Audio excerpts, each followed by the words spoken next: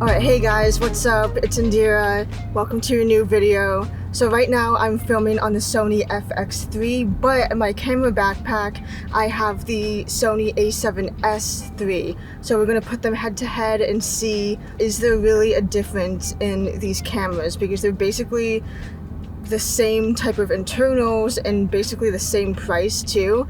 But why would you want to go with the FX3 or the Sony A7siii? We're gonna take a look at that today. Also, shout out to my awesome friend Bradley for driving. We're in his nice ass car, so he's gonna be my test subject today. We are at a reservoir a little bit up in the mountains, and it is so incredibly low. We're literally in what used to be water probably 10 years ago. This is California for you. I think we're gonna try to get down there and then do some test footage of both of the cameras. And then also there's like a little teepee hut that someone jiggy rigged up. So let's try this out. Using this awesome backpack from Think Tank. I did order a low pro backpack, but honestly this one is way better. I want to show you guys this. So this is the Sony A7siii. I wanted to do a little showdown of, is there really a difference between this camera and that camera that Bradley's holding, the Sony FX3, and should you spend the extra money on that camera? And also, why would you want to purchase the Sony A7siii? So let's test that out right now.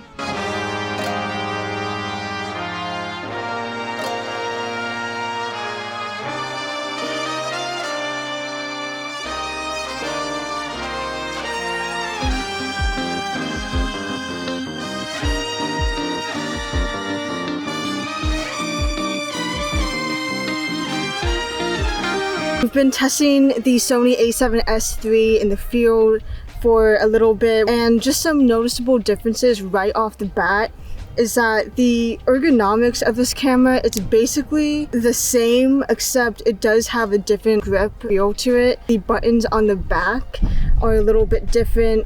It's more towards like photography based. It also has a viewfinder, while the Sony FX3 does not have a viewfinder, so it makes it a little bit more smaller, a little bit more compact, but it's still relatively heavy. And then on the top, the record button is much smaller than it is on the Sony FX3.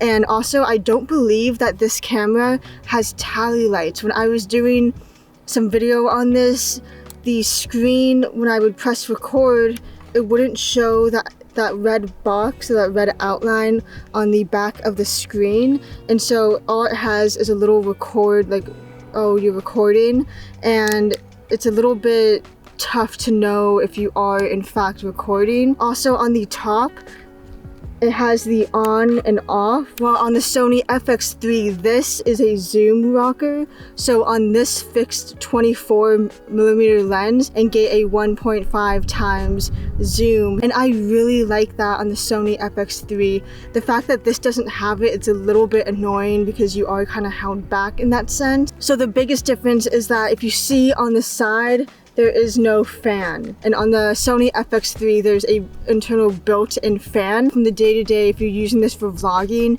it should not overheat unless you're in like the highest quality 4K setting. If someone is mostly into video, I would gear them towards the Sony FX3 because it does have that internal built-in fan, and you don't even hear it. It's pretty quiet. You can always program it how you want it to be, so just keep that in mind. It takes the same type of CF Express Type A cards from Sony, so just keep that in mind. And it also has the dual card slots. Little nitpicky thing is that the back of the LCD screen, it sits flush to the body, and you only have this one little grip to kind of get this out and then flip it. While on the Sony FX3, this is more, it's more protruded out, and it's just easier to grab and just like flip it out and like start recording.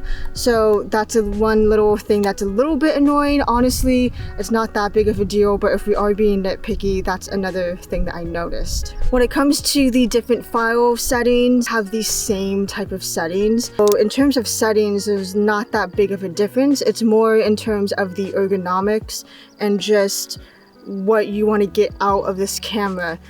Since this camera has this viewfinder, it can technically be used as a photography camera. Yeah, it has 12 megapixels.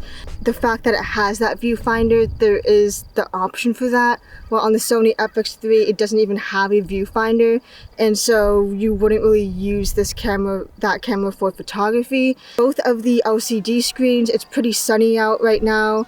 It's midday, like 2 p.m., and the LCD screen brightness on both of these cameras are perfectly fine.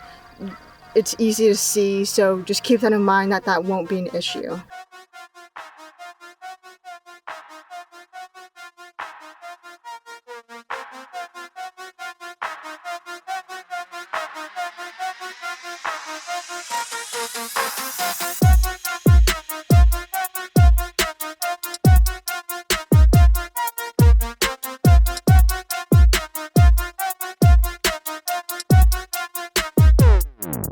Just finished the review and now we're heading back home.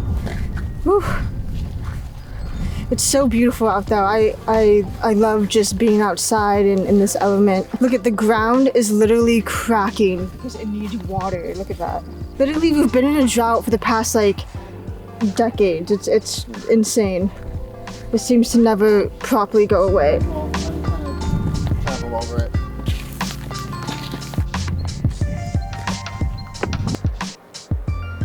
Now some water. It's been kind of hot out today, so good stuff, you guys.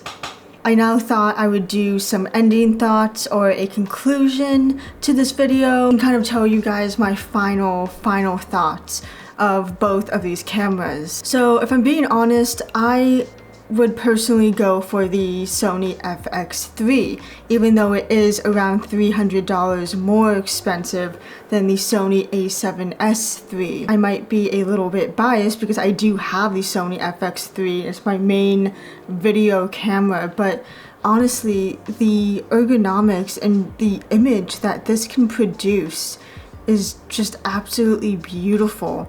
I have been trying to get into real estate videos, so I've been using the Sony FX3 with this lens, the 16-35, for all of my real estate stuff, and it is pretty amazing, and you don't have to do much to correct the image, especially if you already have your image properly exposed. Then there's barely like anything that you have to do to your image. Now don't get me wrong, the Sony A7siii definitely has its place in the YouTube realm, but if you want to just have that little bit extra security in terms of video features such as the red outline and the built-in fan of not overheating, then spending an extra $300 on the Sony FX3 isn't half bad, and something that I honestly would push people towards, especially if you are focusing mainly on video, then I would say get the Sony FX3, and as a backup camera you can always get a A7 III. These are much cheaper than the cameras that we're talking about, but they are also pretty good, mainly photo cameras, or a B cam if you need that. So I hope this helped you out. I hope you enjoyed the video. I want to try doing more videos like outside and doing a bit of variety of videos, so you might see that coming up in the future. Anyways, I will see you guys in the next video, and yeah, peace.